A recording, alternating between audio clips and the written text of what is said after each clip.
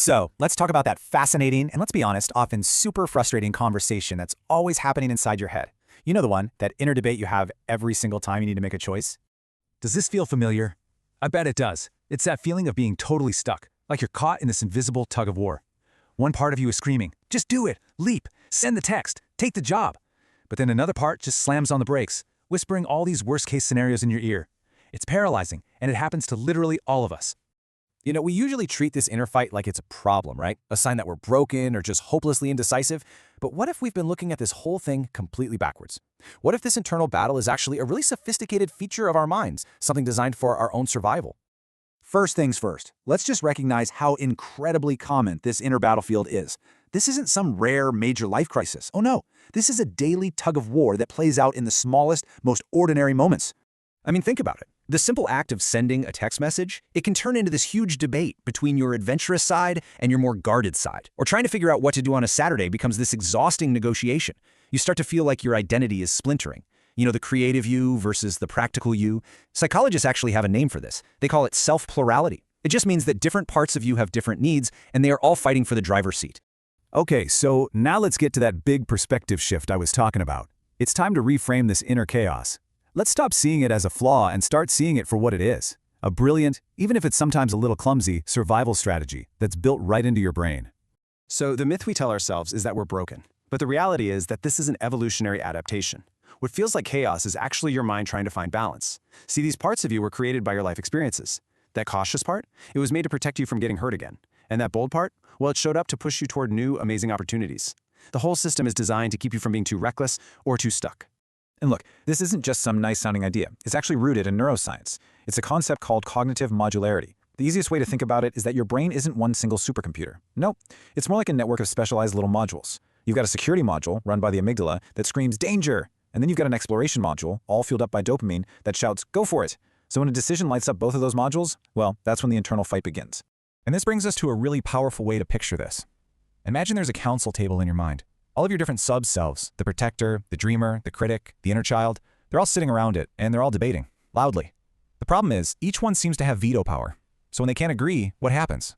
A stalemate. You're frozen, and nothing gets done. So the big question is, how do we get them to stop fighting and start having a productive conversation? Well, here are 4 really practical principles drawn from psychology that can help you become the conductor of this inner council. The very first step is actually pretty simple, but it's incredibly powerful. You have to know who is actually sitting at the table. You need to identify your inner voices. Okay, so the next time you feel stuck, just pause. Give a name to the 2 parts that are clashing. You know, maybe it's the dreamer versus the protector. And then just write down what each of them wants. That's it. There's this therapeutic model called internal family systems, and it says this simple act activates your brain's observing self. It basically creates just enough distance for you to step out of the emotional crossfire. Suddenly, you're not in the fight anymore. You're the mediator. Here's a perfect real-life example. A freelance writer is completely torn.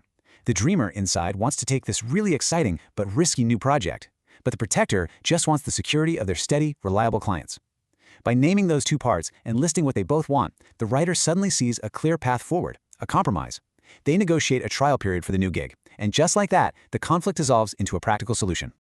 All right, so once you know who the voices are, the next principle is to completely change how you talk to them. It is all about having a dialogue with empathy. So instead of trying to shut one voice up, treat each of them like a friend who's trying to help. Acknowledge the protector's fear. Acknowledge the dreamer's excitement. Literally say to them, I hear you, I get it. And then ask them, what would a good compromise look like for both of us? This technique is called cognitive reappraisal, and it's amazing because it actually helps rewire your brain. It calms down your fear center, the amygdala, and turns what felt like opposition into collaboration. For instance, imagine you're debating a huge move to a new city. Your adventurous side is totally thrilled, but your cautious side is terrified of leaving everything you know behind. By talking to both of them with empathy, you might land on a plan to take a few short trips to the new city first. This honors both needs, and it completely resolves the stalemate. Principle number 3 is all about turning these internal agreements into real-world action, but, and this is the key, starting small. You need to test small integrations. So pick something that doesn't feel like a big deal at all. Let your bold side choose the activity, like trying a new coffee shop, but let your cautious side set the boundaries. For example, deciding you'll only stay for 30 minutes. This works on the exact same principle as exposure therapy. You're basically training your brain, building its tolerance for unifying these different parts. This creates positive memories that make much bigger decisions way easier down the road. A classic example of this is social anxiety. Your outgoing part really wants to connect with people, but your introverted or anxious part just feels completely overwhelmed. So what's the small integration? You agree to go to the party, but only for 1 hour. It's a perfect blend. You honor both sides, you build your confidence, and you slowly start to rewire that internal debate. Okay, our final principle goes a little deeper. It asks you to become a kind of historian of your own mind. It's all about understanding where these voices came from in the first place. Try to trace your inner voices back to where they started. Maybe that super cautious protector voice was born from a big setback you had as a kid. You could journal about that to understand why it showed up to begin with. Then you can consciously update its job description. You can literally tell it, hey, thank you so much for protecting me back then, but the situation is different now. We can afford to be a little bolder. This is what narrative psychology is all about, rewriting your own story to fit who you are today. Think about a manager who really struggles to delegate. They trace that controlling voice back to a terrible, micromanaging boss they had years ago, and when they realize that voice is just an outdated script from a totally different context, it allows them to let go, to finally trust their team, and to become a way more effective leader. Understanding the origin of the voice is totally liberating. So, when we put all of this together, what's the ultimate takeaway here?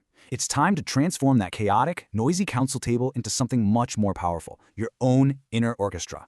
See, yourself is an orchestra. It's not a soloist. You have the bold violins, the steady cellos, and the cautious woodwinds. The conflict you feel? That's just the noise that happens when they're all trying to play a different song at the same time. Your job isn't to fire the cellist or tell the violins to be quiet. Your job is to be the conductor, to help all these beautiful instruments play together in harmony. Every single part of you has a valid role and a valuable voice. By listening to them, empathizing with them, and integrating them, you don't lose a part of yourself. You actually create something richer, more complex, and more whole. So I'll just leave you with this to think about. What incredible symphony is just waiting to be played inside of you?